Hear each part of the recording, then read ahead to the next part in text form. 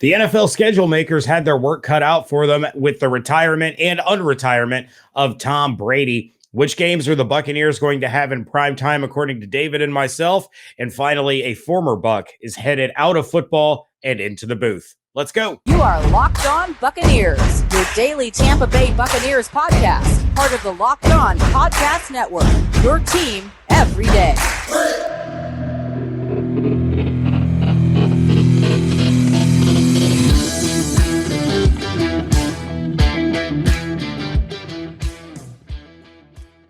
What's up, and welcome to the Locked On Bucs podcast, part of the Locked On Podcast Network, your team every day. We are your daily podcast covering the Tampa Bay Buccaneers, free and available on all platforms, including YouTube. And we thank you for making us your first listen or view of the day. I am James Yarcho, joined by my co-host, Mr. David Harrison. You can find everything he's doing over at BucsGameDay.com. Check out everything I'm doing over at BucsNation.com. And of course, follow along on Twitter at LockedOnBucs, at JYarcho_Bucs, and at DHarrison82.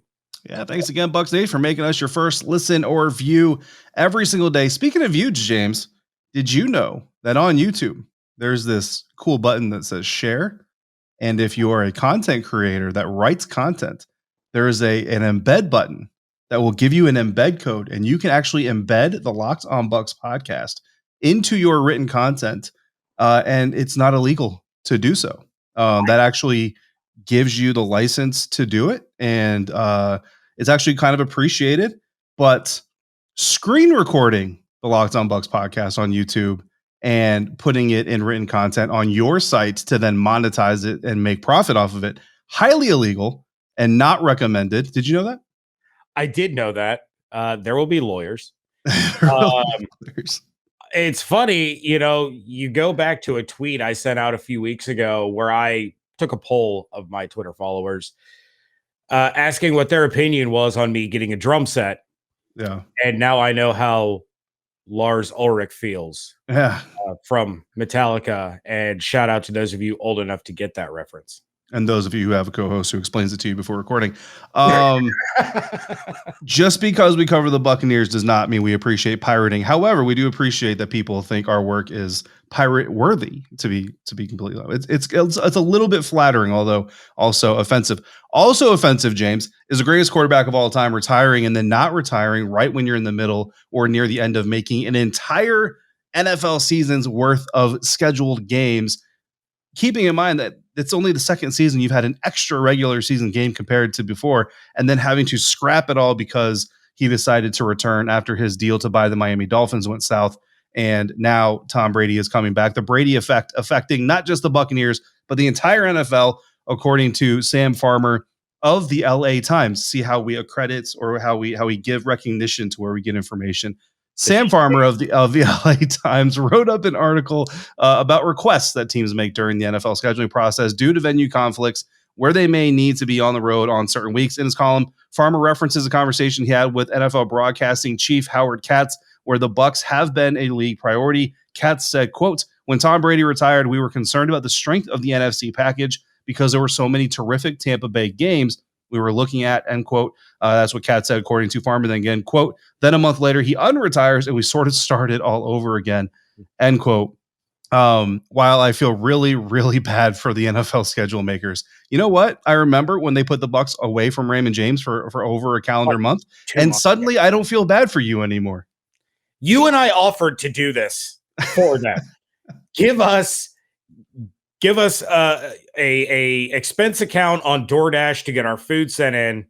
Give us a weekend in a conference room, and we're gonna look like Charlie from It's Always Sunny, and we're gonna have yarn all over the place and all that. But we would have done a better job than that one season. But yeah, I mean, obviously teams have problems where they have to be away from their home venue because of Taylor Swift is coming to town, or Monster Jam is going to be there the day before, or there's a college game there the day before, and they don't want to have to play on turf that's already messed up, even though a lot of these a lot of Right. Well, and the field keeper, whatever, I don't know their exact title, but the Groundskeepers, groundskeepers, thank you. I I think. could not think of that. They do a tremendous job. I mean, these guys are scientists when it comes to trying to keep the field as nice and as playable as possible. Um, but yeah, there's a lot of hurdles to jump through, and you're going to have requests where it's like, we have to be gone in week 2 because of this going on in our stadium, but we don't want to open the season with 2 road games in a row, so you need to schedule us at home in week 1 and things like that. And it's like, well, you have to prioritize some requests over others, right? And so the Buccaneers are going to have their share of requests. They have UCF that shares the same stadium. It's going to be an attractive venue for, they've had concerts there and things like that. But then there's also just going to be your regular requests, right? And maybe the Buccaneers are going to have some requests that are taken a little bit more into consideration than others, considering they're losing a home game to Germany.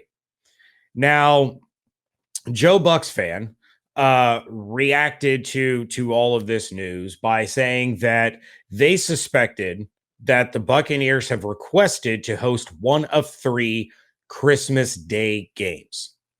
David, I texted you Monday morning that I was starting to hear some buzz in my area from some people in a position to be in the know, to be, that are in a position that they could hear some legitimate things, that the Bucks and Bengals is likely going to be in the slate of Christmas games.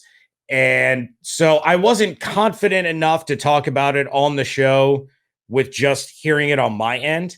Right. But then seeing Joe Bucks fan who is connected, who is tied in, who does hear things. They even said in their column on joebucksfan.com that they had their suspicions, but they were keeping the reason for those suspicions private for now, that the Bucks have requested this game. So now I hear my stuff from one end, Joe Bucks fan is hearing stuff from another end. It starts to kind of line up, and I'm going to be very upset if the Bucks and Bengals play on Christmas. Yeah, it's starting to look like a Buccaneers, Bengals, Burrow, Brady, just a B grade Christmas all around in 2022. Baby Jesus. Yeah, something like that. I mean, just throwing out another B. Look, it's part of the life, unfortunately. Right? It's part of the job. That's what everybody will kind of say is, every once in a while you got to work on a holiday. Think about people who cover the Lions and the Cowboys. Like, you're basically never going to have Thanksgiving full blown on a Thursday ever again for the rest of your life. So, it is what it is. Definitely not looking forward to it. If it happens outside of the fact that, you get Buccaneers football on Christmas Day, that's cool from a fan standpoint. I hope. There's going to be, inevitably there would be some fans who can't watch it because of family obligations and all that, but hopefully you have DVR.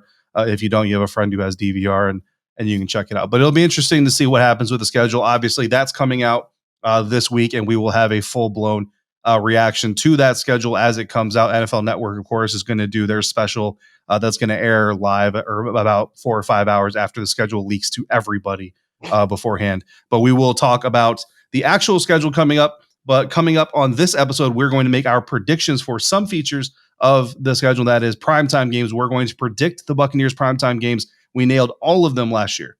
No, we didn't. But we're going to do that coming up. Thanks to our friends over at betonline.net, your number one source for all your betting stats and sports info. Find all of your latest sports developments, league reviews, and news, including this year's basketball playoffs and the Major League Baseball season. BetOnline is your continued source for all your sporting wagering information, from live betting to playoffs, esports, and more, including the chase for Lord Stanley's Cup. Head to the website today or use your mobile device to learn more about the trends in action at BetOnline, where the game starts. Thanks again for making the Locked On Bucs podcast your first listen or your first view every single day. James, we are so close to 2,000 subscribers on YouTube. Would absolutely love if you're hearing this show, or if you are watching this show but you are not yet subscribed, do us a favor, click the subscribe button. It helps us out. It helps other Bucs fans find the show just like you did. But in the meantime, James, let's get back to today's episode. We're going to predict primetime games. The NFL says that teams are limited to no more than 5. Now, for this exercise, we did lay out the parameters that neither of us have to pick 5. So if we think that the NFL won't actually schedule the Buccaneers in primetime 5 times. We have that right to make that call. I have 5 games selected, James. Do you have 5 games selected? I have 5 games selected. I would have selected 7 if I was. All right. So you have 5 games. I have 5 games. I do actually have a wild card nominee, kind of like an honorable mention that I want to mention at the end here. I've got a little bit of a conspiracy theory kind of brewing on my own here that I would like to talk about. But we're going to go 1 through 5. 1 is the game that we are, boom, locked in. If there is a prop bet on BetOnline, we would put money on this game to be a primetime game. And then 5 is the one we are least confident in. It still might be confident, but the least confident of the 5. Mr. Yarcho, give me your number 1 game, the game you are locking in. The Buccaneers absolutely will face this team in primetime in 2022. At home against the Green Bay Packers. Okay. Brady, at home against the Green Bay Packers. Brady, Rodgers, primetime, probably for the last time. They're going to milk that for all that it's worth. I feel like that's going to be a Sunday night game, which is awesome because Chris Collinsworth might drown himself in drool the way he talks about Aaron Rodgers and Tom Brady. So maybe that'll be the last game that he ever calls. It could potentially. So Packers, you're kind of locking that one in. Of course, we know going back to the overseas game that was the game, and just kind of keeping notes here on the games that we picked. By the way, we have our draft grade saved. We're basically gonna save all of our predictions so that we can go back after the season at some point or midseason even and take a look at these things. So James Yarcho, number 1 game that the Buccaneers will be playing primetime is the Green Bay Packers. Lock that in. My number 1 game, the Los Angeles Rams. Listen, the NFL had this opportunity last year. They didn't take it. They played one of the best playoff games, postseason games of the season last year. Almost one of the greatest comebacks in playoff history. We saw there, unfortunately, in January, fell short for the Tampa Bay Buccaneers. This year, they get it right. The Rams and Buccaneers will play in primetime this year, honestly, because you kind of look at that quote, right? The NFL, what did they say? We're kind of worried about the NFC schedule of games and how it was really going to turn out. Then you bring Brady back, and let's be honest, the Tampa Bay Buccaneers with Blaine Gabbert, Kyle Trask, Ryan Griffin, going up against Matt Stafford, the defending Super Bowl champions, and the Rams, just not as sexy as a billing as Tom Brady brings to it, obviously, for a lot of multiple reasons. So I think the NFL, just kind of like what you said with the Packers, they're going to take advantage of that opportunity. The Rams are not always at the top of the NFL. They don't always have one of the now more popular names in the league in Matthew Stafford after coming over from the Lions. So they take advantage of that and they lock that in as a primetime game. That's my number 1 option. My number 2 option, James, it's Baby Goat. It's Patrick Mahomes. The NFL still wants to sell Patrick Mahomes as the next generational face of this league. In order to do that, you have to see Odysseus slay the Titans. So they're going to do everything they can to put the Kansas City Chiefs on the big stage with Tom Brady and hope and cross their fingers that Pat Mahomes could put some ketchup on a victory steak after beating the Buccaneers. I'm very excited to see your reaction to my list now. I absolutely. You have the Super Bowl 55 rematch. You have to have that one in prime time. I absolutely buy into that. My number 2 is, if what I'm hearing is right, if what Joe Bucks fans hearing is right, it's the Bucks Bengals, and I think that would be the primetime matchup on Christmas Day. Most, I'm not going to say all, but most families, at least ones that I have encountered, they do all their Christmas stuff in the morning. You know, the kids wake up, they're going through stockings, everybody opens presents. Maybe you do a nice breakfast. Then you have the nice late lunch, early dinner kind of thing, the big feast. By 7:00, you're done for the day. Kids are playing with their new video games. You know, your wife's relaxing, you know, whatever the case may be. That's the game that's going to get the most eyeballs. And that game needs to be the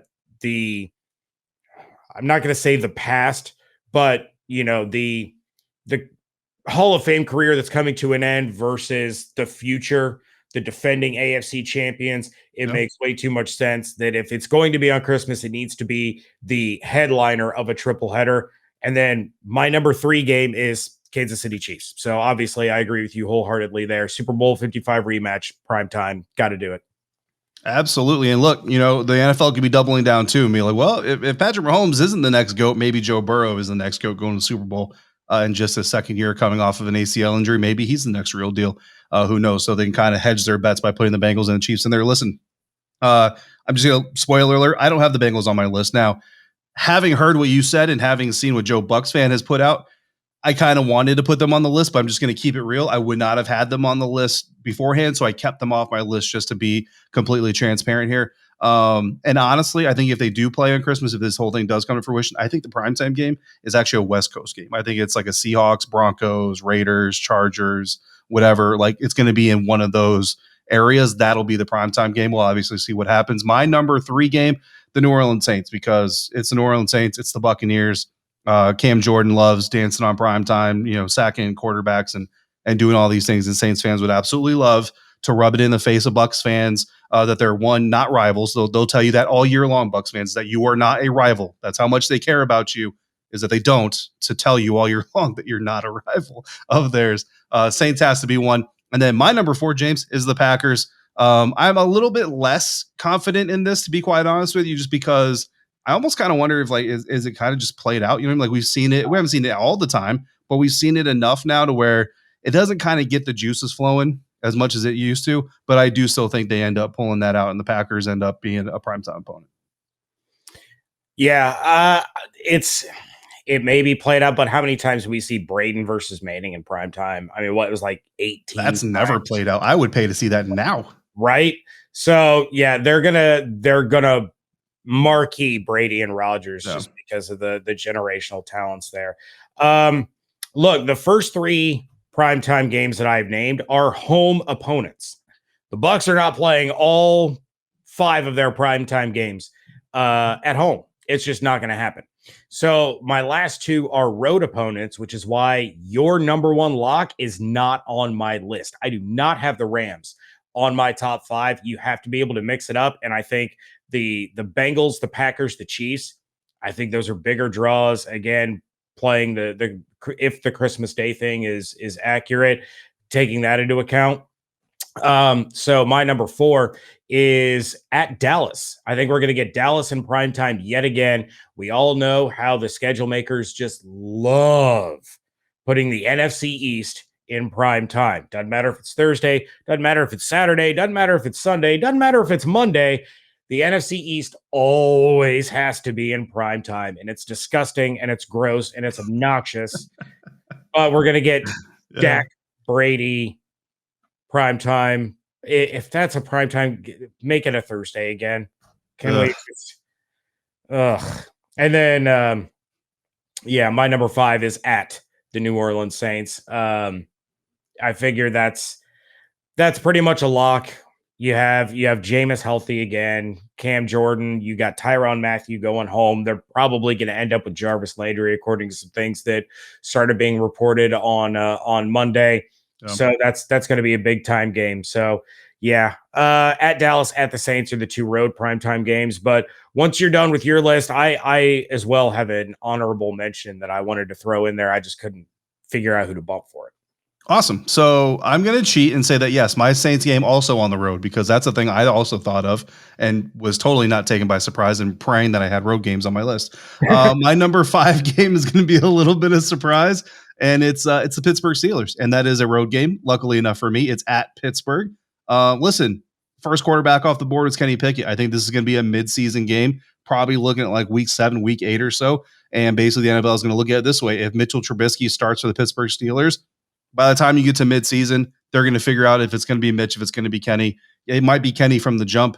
It could be Kenny midseason. Who knows? But that's the best way you're going to get. And it could be late season, to be quite honest with you as well. But that's the best way you're going to get your number 1 quarterback taken from this year's class against the greatest of all time. Not that they necessarily want to put Kenny Pickett kind of on this perch, right? But listen, the NFL, the football is a passing game now. The NFL is driven by quarterbacks because of that fact. So the better they can make their quarterbacks look, the better off they're going to be. And what better way to put Kenny Pickett kind of on a spotlight if they possibly can. And again, doesn't force the Steelers to start him anyway. But if you're a schedule maker, you put this in. I mean, now I'm kind of convincing myself, maybe it's week 15, right? Maybe it's week 15 in Pittsburgh. You got the snow in Heinz Field, Tom Brady going back up north. And maybe they schedule their way into a rookie beating the greatest of all time in his final season in Pittsburgh with the terrible towels and all that stuff going on. And then My wild card is actually from the same division, AFC North, the Cleveland Browns. And I kind of look at like this, James. If this is a primetime game, week 9 or later, which I mean, for week 10, 11 are already kind of booked up, right? But week 9 or later, it might tell you a little something about Deshaun Watson. If it's in like week 5, it might also tell you something about Deshaun Watson. If it's in week 2, it definitely tells you something about Deshaun Watson. It means that Deshaun Watson's not getting anything for a punishment. But I still think he's getting punished. I think the NFL could be looking to help Deshaun Watson and the Cleveland Browns get back on the main stage because that's a huge fan base there. It's a huge market that's been growing. All of a sudden now they've got some drama with Baker Mayfield. If they can get Brady versus Watson one more time or just one time before Brady rides off in the sunset, I think they might take advantage of it. That's an interesting one that I hadn't really thought of. And I don't know, maybe Baker switches teams at halftime and just goes from the Browns locker room into the Bucs locker room. And he's like, hey, Tom, I'm your backup now. My honorable mention was the Pittsburgh Steelers. And I just didn't know. I didn't know who I could bump and justify putting Mitchell Trubisky in primetime, but it's the Steelers, right? It's one of the biggest, most widespread fan bases in the NFL. It's a team that constantly draws ratings when they're on TV. It was just tough for me to bump any of these other teams out, but I'm glad we were at least on the same wavelength on that because I really wanted to try to find a spot for that and just couldn't. That if they got to play Pittsburgh in like late November, December, sometime in there, can we at least hope that it's going to be like last season when I was supposed to take my son to a hockey tournament in Pittsburgh and I could just already be there that weekend? Yeah, there you go. And then I'll go into the media room and I'll buy Beckett a ticket and just be like, go have fun. Here's put this Apple AirTag. Stay warm. Yeah. Put this Apple AirTag in your shoe so I know where you are. And I'll sneak you down some food. Yeah. And look, Pittsburgh's only like a 3-hour drive away from my house. So, I mean, Locked On Bucs tailgate. Let's do it.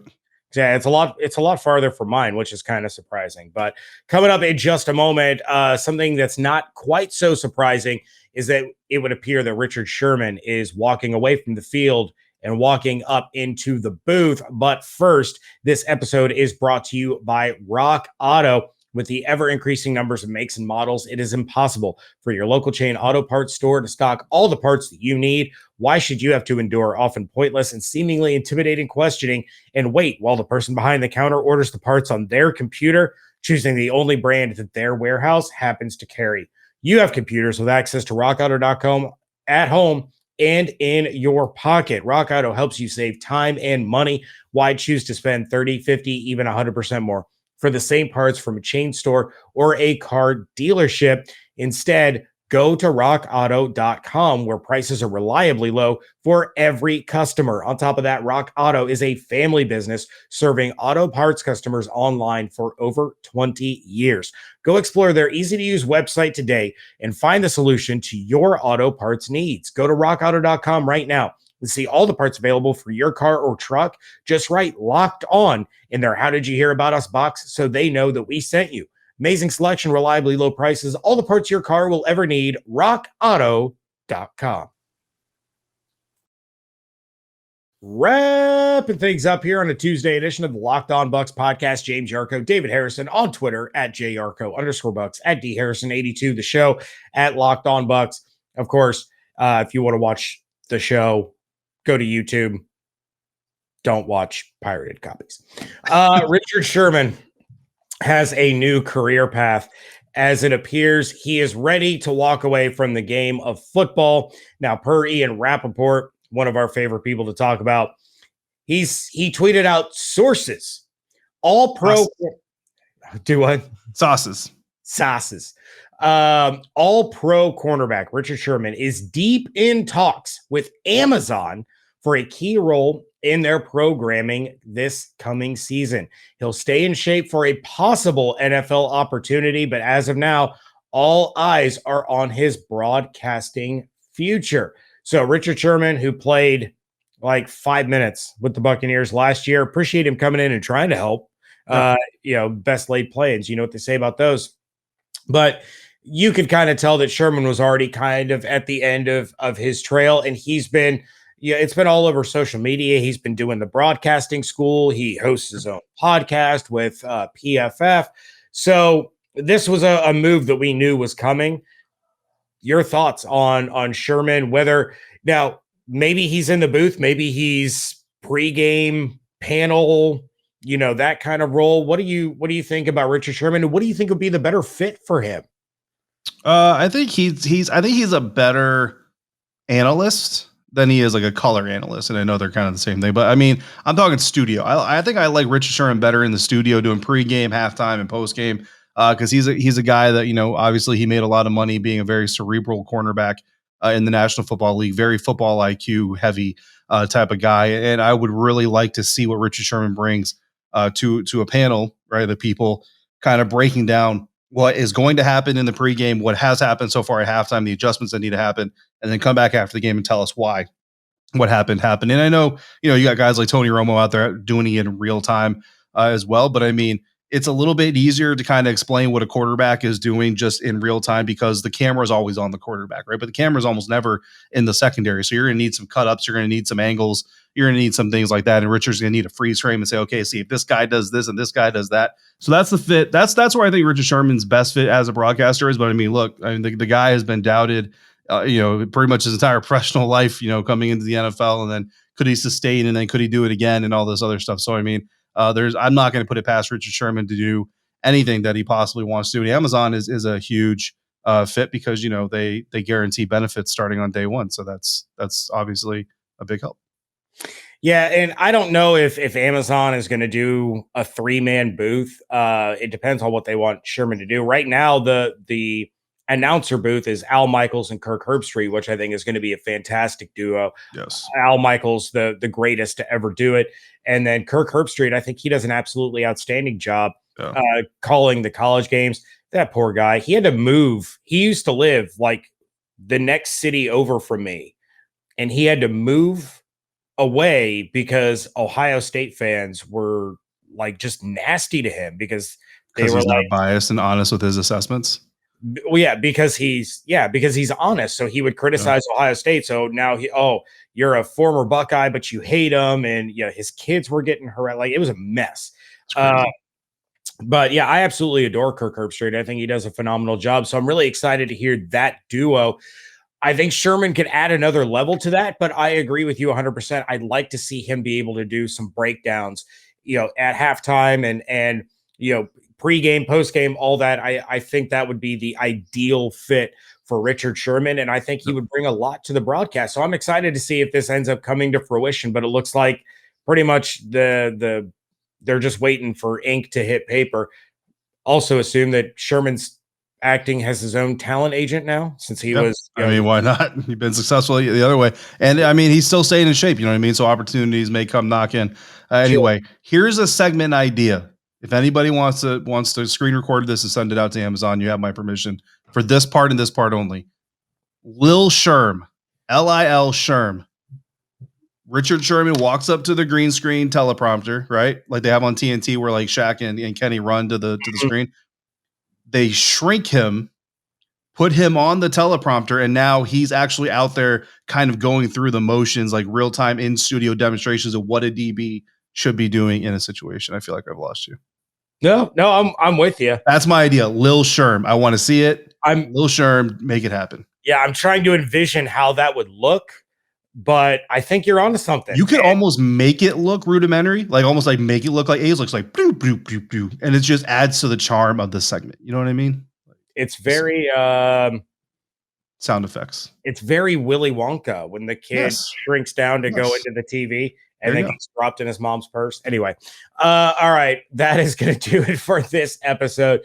Thanks again for making the Locked On Bucs podcast your first listen of the day. Now make your second listen to the Locked On NFL podcast. The schedule may be dark, but the NFL never stops, and neither does Locked On NFL. Get insights and opinions from hosts, including Ross Jackson, Chris Carter, and Tony Wiggins, plus local Locked On NFL hosts repping all 32 squads.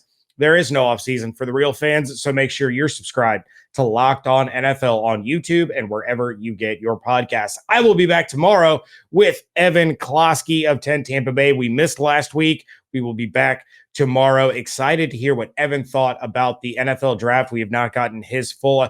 I have not spoken to Evan on the air since the Buccaneers have made a draft pick. It hasn't happened yet. So excited to hear his thoughts.